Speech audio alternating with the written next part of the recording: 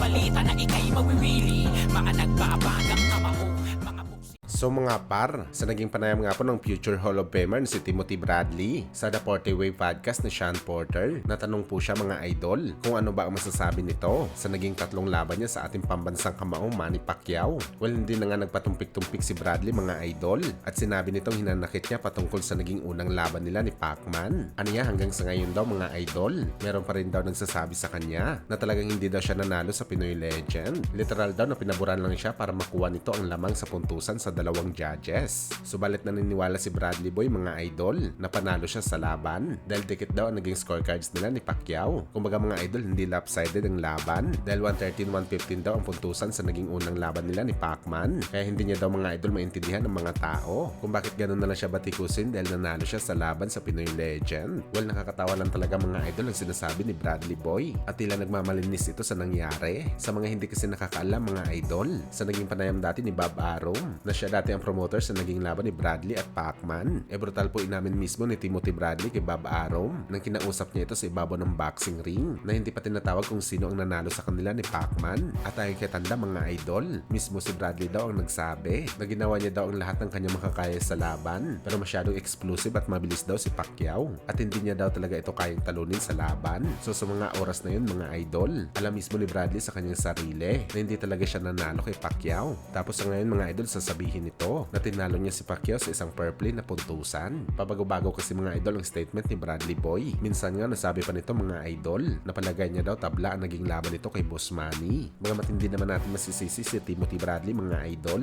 Bakit ganun na lang siya ka-defensive na tinalo niya talaga si Pacman? Dahil ito lang talaga kasi mga idol ang nag-iisang alas ni Bradley Boy kung bakit mapasama ito sa Hall of Famer inductee. Parangal para sa mga tunay na legend sa boxing sports. At aminin man natin o hindi mga idol, malaki talagang ambag kay Bradley na tinalo niya si Pacman para makuha ang award na to.